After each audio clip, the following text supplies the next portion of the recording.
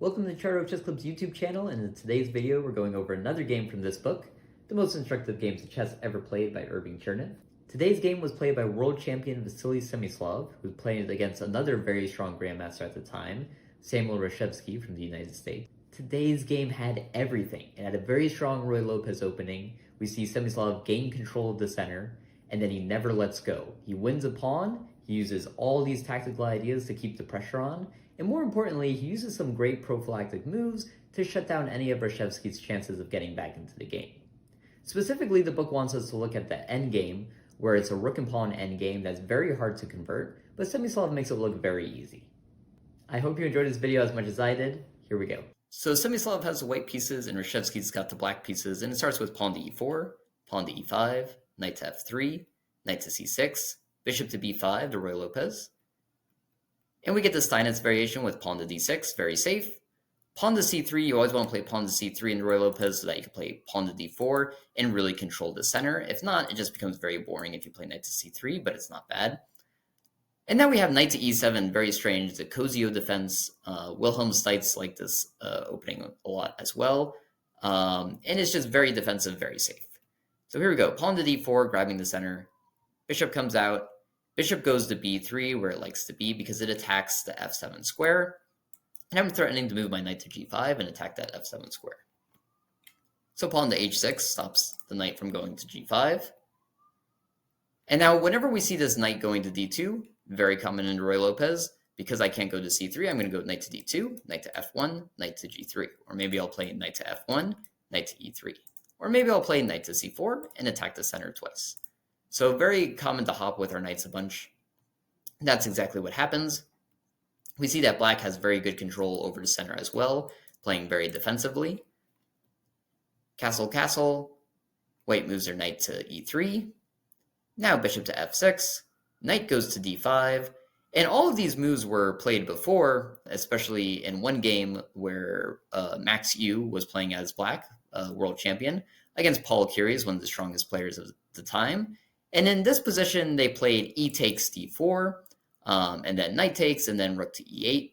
But right now, Reshevsky tries to play something different, so he plays rook to e8 immediately, and we have a new game. And from here, we have our first great move, which is d takes on e5. And what's nice about this is there is 1, 2, 3, 4, 5 defenders on that pawn, but no matter how black recaptures that pawn, white is going to have an edge. So in the game, they played bishop takes on e5. But let's go over all the other options. So one is if rook takes. I'm just going to take the rook, obviously. If the pawn takes, this is a big mistake, because now this knight is going to go and grab the f6 square with check. And we have to recapture, and normally we'd recapture with the queen, but we can't do that because then we would lose our bishop on d7.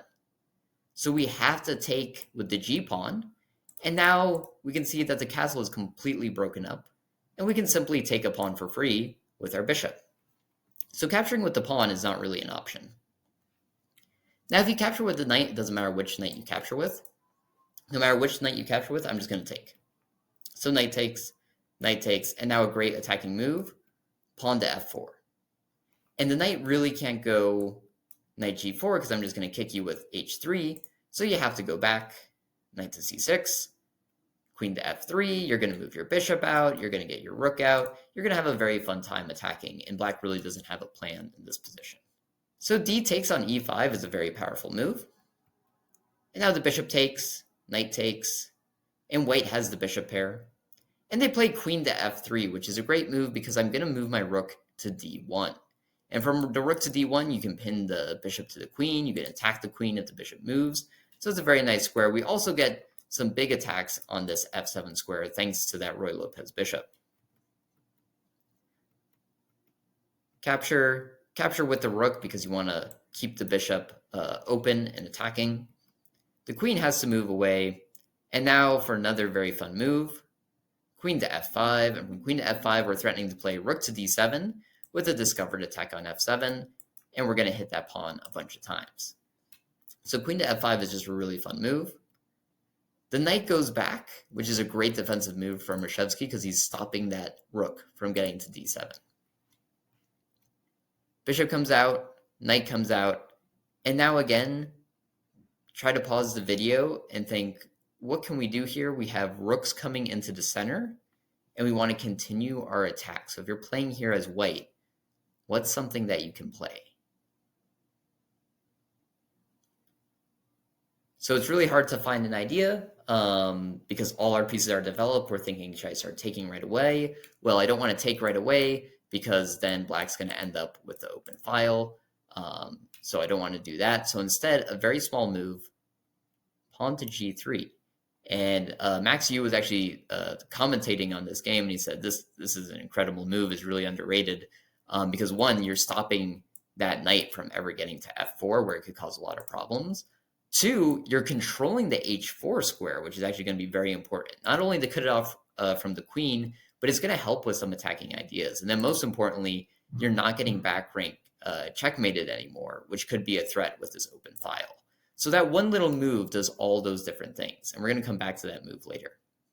So the rook goes up, capture, capture, and now another weakness, a backwards pawn on d6 that we can attack. Queen goes back. And this is a very common attack. We have a pin, and we're going to steal this pawn. So Reshevsky did not fall for that. They moved the king away. And now bishop to b6. That is a beautiful prophylactic move. You are stopping this pawn from ever moving in the game. And also, how is a rook going to get to d8 to defend the backwards pawn on d6? So the knight goes to b8, which, believe it or not, is one of the best moves in the position. And the idea is that we're going to have to put this knight back so that we can play knight to d7 and kick this bishop out of the way. If not, we have no ideas in this game. So it's never good when we're going backwards. And in this position, another great move.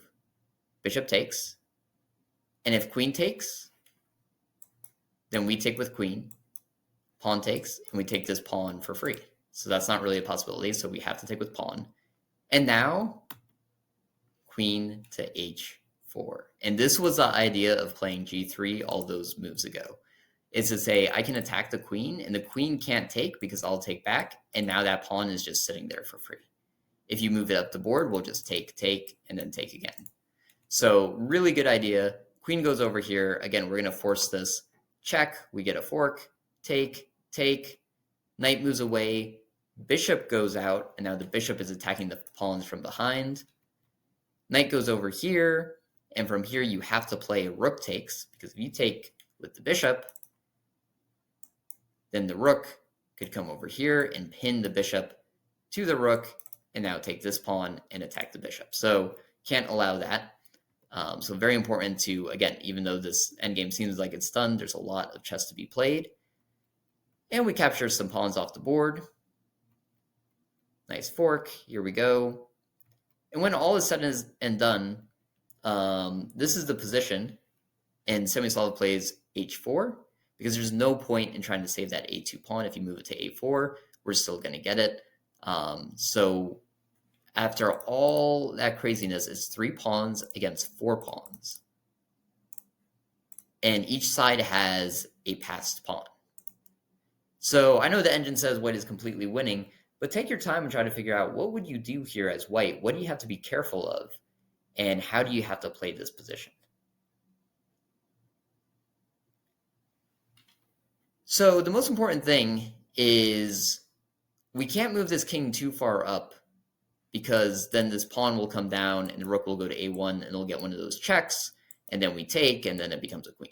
So we got to be careful of that. So we have to use these pawns as kind of like a blockade so that this rook cannot check us on the first rank. So let's see how that's played. King goes up, pawn goes here. We see the rook on the 7th rank. That was from our first game with Capablanca, very strong technique. And now the rook goes over here, again, just controlling it and keeping an eye on that pawn forever. You want the rook behind the pawn to guard it. And we're moving up the board. And from here, it's very important, again, king to f3. Don't bother playing something silly like pawn to f3. You're just going to make your job a lot harder. Just keep your king between those pawns. And moving up. And making sure, again, to hide behind your pawns. That way, this check is never going to be a problem. We're never going to have to worry about this. Just to show you how this could go wrong, let's say we push the pawn here. And then black pushes the pawn, and we push the pawn, and we think that we're all set, but we are instantly losing, because now we have rook check, King has to move. And now we can actually just get a queen. And now we're going to win because once the white rook takes our queen, we'll just take back and we'll be up a rook for 2 pawns. So instead, we got to make sure to keep this king behind the pawns. The rook's on the 7th rank. And then right here we take, because black can take 2, but now the perfect spot to put our king to g6, and this is threatening checkmate in 1. And so black has to move. Rook checks, king comes over here, rook goes to a7, and now it's time to resign. And the idea is when the king goes here, we don't even have to take with the king. We can just take with the rook. Capture, capture, capture. We got 2 connected passed pawns. The rook's defending it. We don't have to worry about checks. This game is completely over. Thank you for watching. Be sure to like and subscribe for more chess content.